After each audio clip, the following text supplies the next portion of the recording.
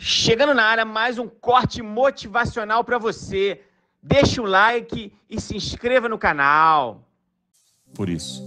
E há um mundo em que todos seriam condenados, em que a humildade era uma regra, surgiu um mundo em que ninguém mais é condenado e que a salvação é uma regra. De um Deus terrível de juízo final, que ficava nos tímpanos das igrejas góticas, como em Notre-Dame de Paris, a um Cristo do capítulo 25 de Mateus, ou pintado por Michelangelo na Capela Sistina, o Cristo julgador, surgiu esse Buddy Christ, esse Cristo amigável, este Cristo simpático, este Cristo que fala comigo, este que é especial para mim, este que ressignifica uma relação de vaidade.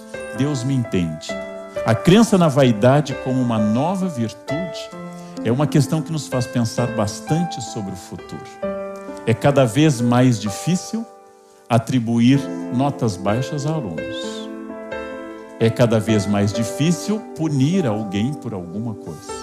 É cada vez mais difícil estabelecer regras, porque imediatamente a vaidade produz a hermenêutica da regra, ou seja, a interpretação.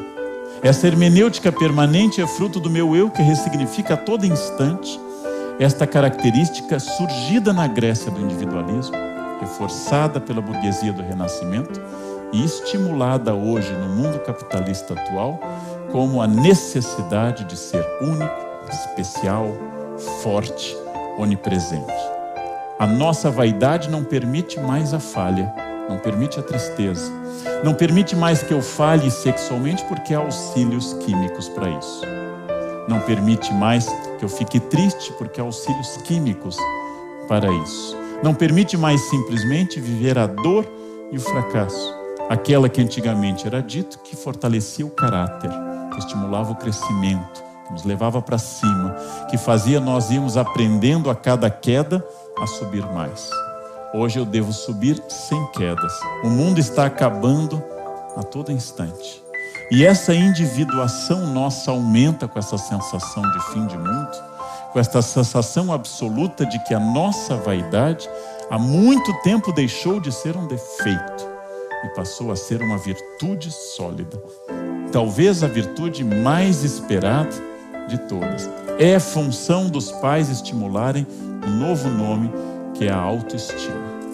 É função dos pais eliminarem a depressão, a dor e o choro. Nós não podemos mais conviver com essas coisas que animaram a humanidade em tempos passados.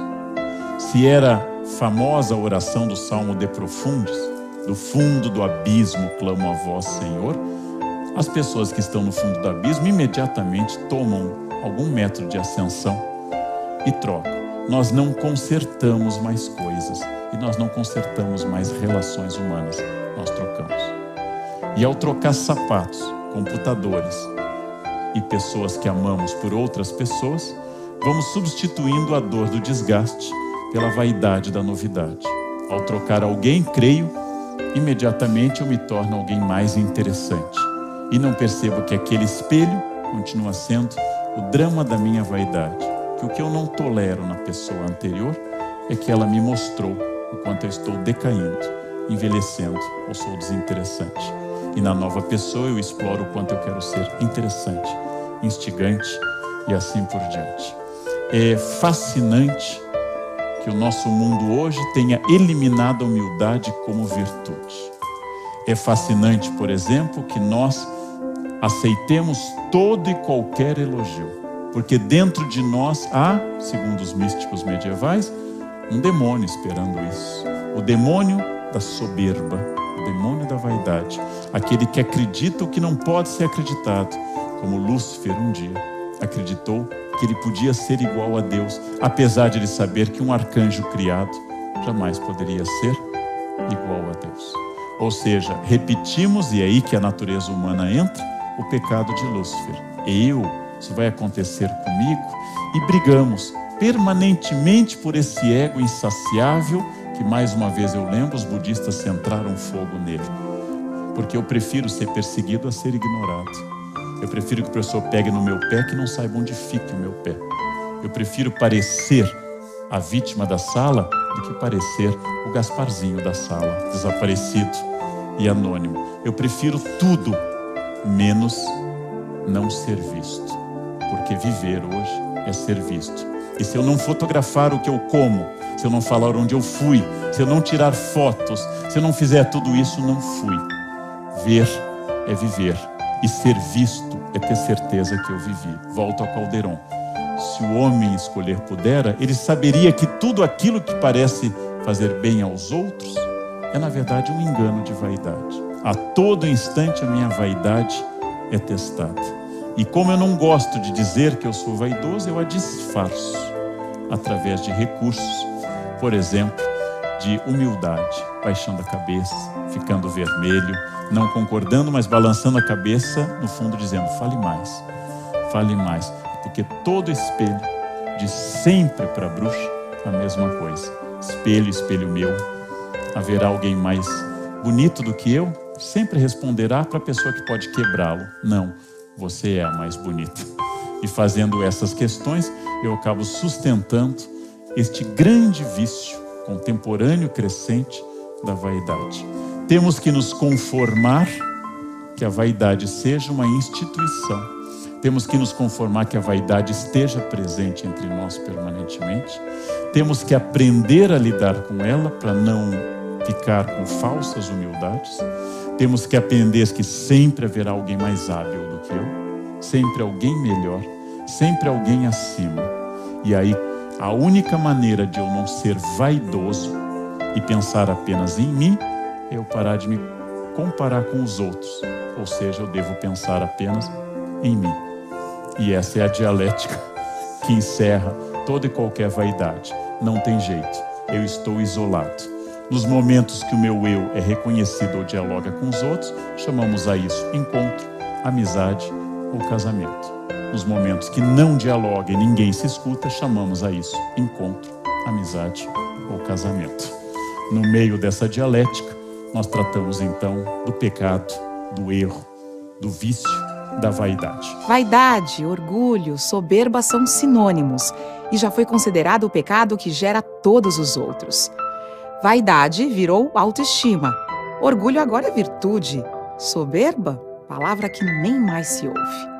Mas esta característica parece que está cada vez mais presente nas nossas atitudes. Esse é o mundo contemporâneo.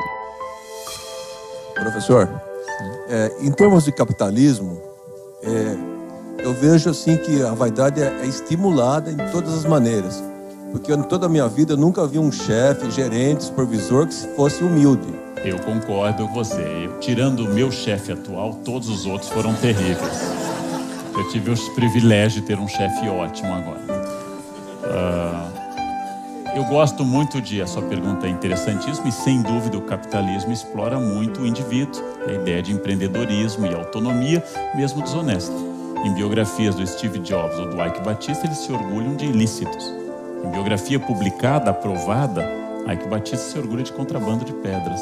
Em biografia aprovada, Steve Jobs diz ao autor que a sua primeira máquina de fazer dinheiro foi uma que roubava o sinal de interurbano da AT&T. Ou seja, ao se orgulharem de roubos e de ilícitos, eles mostram sua iniciativa, sua capacidade individual. Mas eu queria sempre matizar que é a função do historiador. Se é verdade que o capitalismo é um sistema baseado no indivíduo, na vitória do indivíduo, e um sistema que constitui winners e losers, é absolutamente verdadeiro. É verdade que o socialismo produziu as únicas múmias que nós temos desde o Egito e do mundo Inca. Colocar o indivíduo a ser venerado por resto da eternidade é um gesto de vaidade, é um gesto de orgulho também.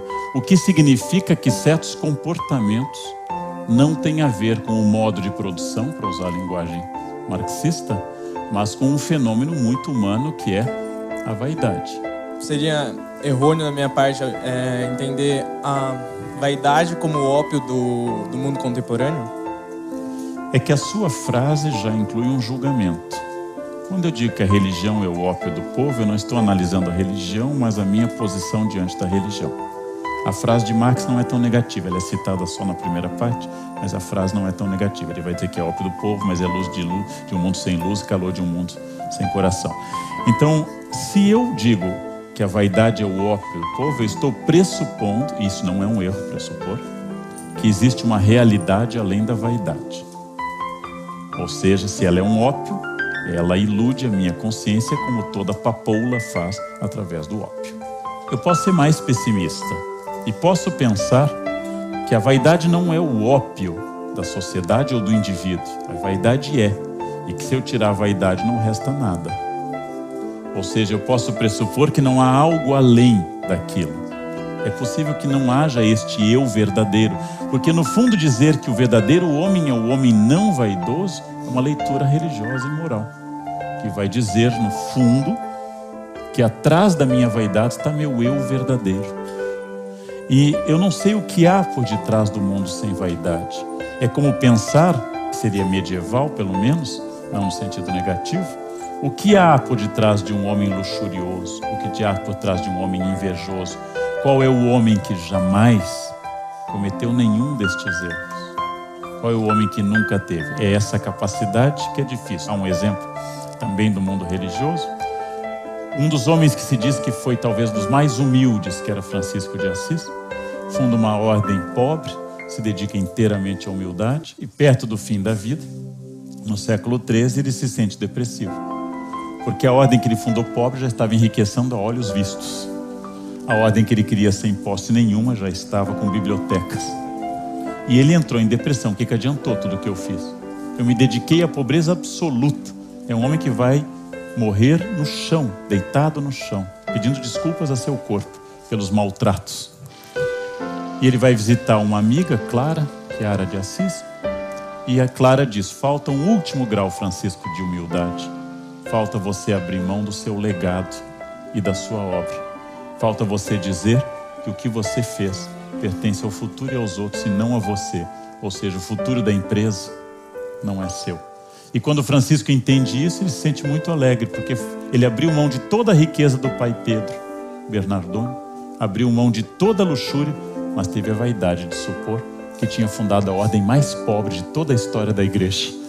E quando ele entende com Clara que nem o futuro pertence a ele, ele diz sua última frase: eu fiz a minha parte, peçam ao Pai para ajudá-los com a sua. Se esticou no chão e encerrou sua existência no chão duro, onde foi feita uma capelinha e depois uma imensa igreja ao redor da Portiunca, a igreja de Santa Maria degli Angeli. Ou seja, esta vaidade final é a vaidade da humildade extrema. O que haveria em Francisco além disso? Não sei. O que haveria em nós se eu tirasse a luxúria, a vaidade, a inveja, a gula?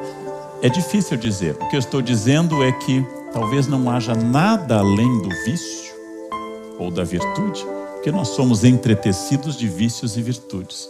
E a pior ditadura que pode existir no mundo é querer que nós sejamos apenas vícios ou apenas virtudes. Nós somos uma mistura muito delicada das duas coisas, inclusive difícil de classificar quando é vício e quando é virtude.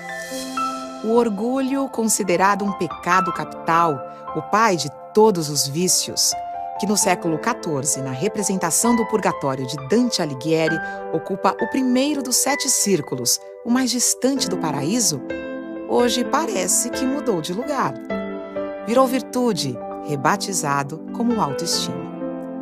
A série do Café Filosófico 7 Prazeres Capitais, Pecados e Virtudes Hoje, você encontra no site da CPFL Cultura. Todas as propagandas exploram aquilo que eles acham que seja o comportamento das pessoas. E a vaidade, sem dúvida, é o mais importante. Não é porque ela me engane, é porque eu gosto desse engano. É um equívoco achar que a propaganda é enganosa.